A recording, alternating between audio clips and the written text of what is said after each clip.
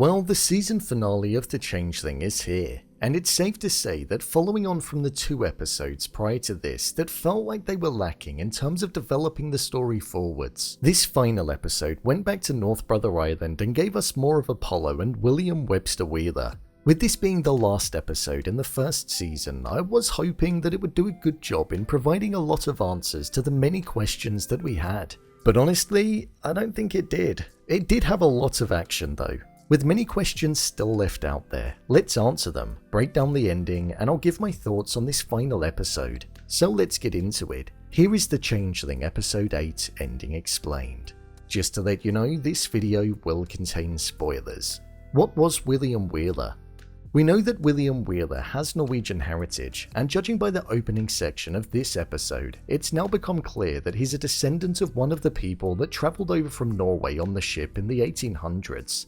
A trip that was deemed to be an impossible journey. A journey that had supernatural assistance in ensuring that it was complete, most likely by the monster that lies within that we've seen before in the murky depths of the river. In this episode, it was revealed that William Wheeler was the individual who actually killed his daughter, not his wife. There was no real explanation as to why, but it just showed how much of an evil individual he was. We also saw that he was the person that was behind the messages that were sent to Emma with the photos of her and Brian that would just disappear. Something that I feel we all predicted a long time ago, but it was good to see that it was confirmed. William Wheeler was a threat to all of the women and children that were on North Brother Island, as he was looking to destroy it and kill everybody that was there. However, due to the fact that he was trapped, it meant that they had some time in order to flee it. Even though he called in the cavalry and the monster that we saw causing terror, I would say that whilst the group were trying to escape and were abseiling down the cliff, it really felt like William Wheeler had some NPC lines and he was like a video game character just uttering words whilst on a mission. I wasn't really a huge fan of that, because it just felt like empty threats that would often come whilst playing a game in story mode. With William Wheeler being killed by Cal at the end of the episode, we saw that he was dragged away by the monster that we didn't get to see at all in the episode other than in the closing moments. However, it doesn't seem as though William is dead, as right at the end it cut to William Wheeler sitting at a desk where he was connected to many people that made up kindergarten, with a live feed of the cave that Apollo eventually walked through, as we heard him utter the line that there were 10,000 of them.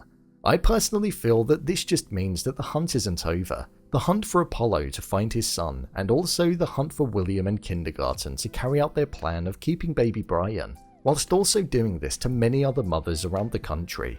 Could this be old footage of William Wheeler that he set up before going off to meet Apollo? It could be the case. However, with the sinister and supernatural powers at play, William could have been brought back to life with these powers. As we saw, he was beaten to an extreme point before and was totally fine afterwards. What was the point in the previous episode? Honestly, I don't know.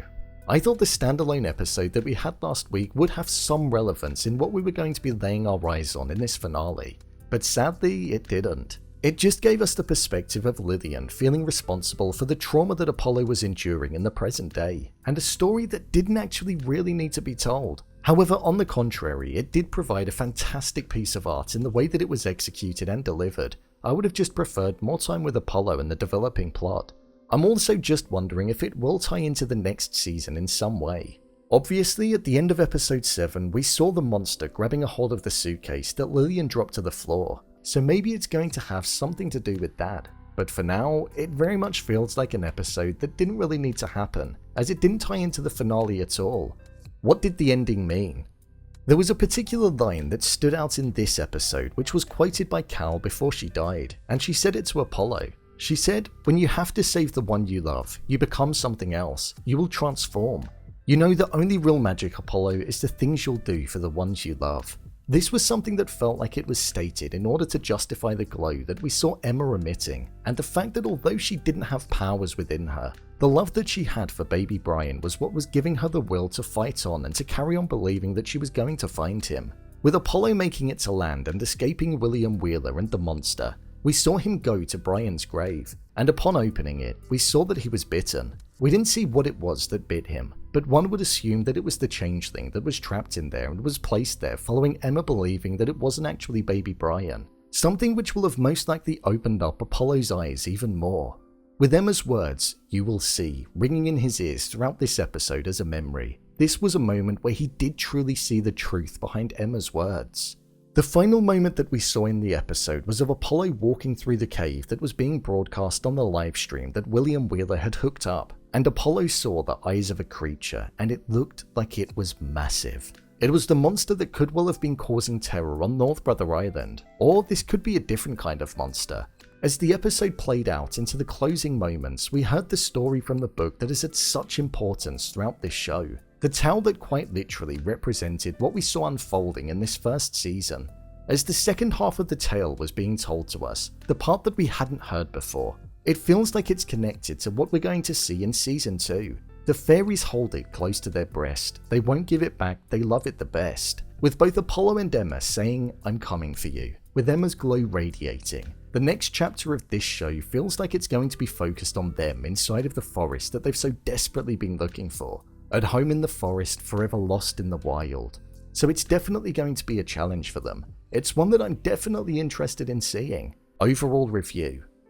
Honestly, the fact that this episode was 29 minutes, the shortest of the entire season, and we had the longest one at almost an hour last week with an episode that was just a pure standalone, is something that has frustrated me slightly. 29 minutes for a season finale, that's so short, so I was a bit disappointed with it.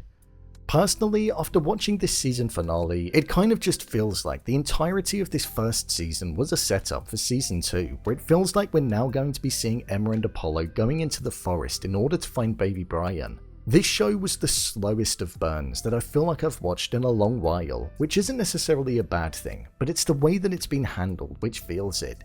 There are many good things that I like about this show, such as the performances, the fairy tale nature of the environment and the plot, the way that it's shot, and the mythical creatures. However, there are a ton of riddles, and it just feels like there's never a sense of resolution with any part of the episode, which is something that I don't quite get. As a viewer, I feel like we should get something, and throughout this first season, it feels like we've had to work for it. I will be tuning in for Season 2 of the show when it does get released, because I have enjoyed watching it, along with the world that was created. Plus, I also want to see what ends up happening to baby Brian, and more about William Wheeler and this creature that seems to be living underground. So with probably around a year to wait until the next season of the show, the book is there to be read, or it just leaves more time for theorizing.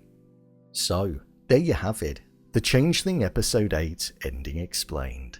If you want to see more videos such as Endings Explained, theories and predictions and character breakdowns, then click on the I button. Or alternatively, you can head over to my channel where you'll find them all. And finally, if you'd like to see what I rate the latest movies that don't quite make the cut to getting a dedicated video, then head over to my Letterboxd profile. It's where I rate the latest releases in real time. What did you think of this episode? Leave a comment down below, and don't forget to subscribe. I'll see you next time.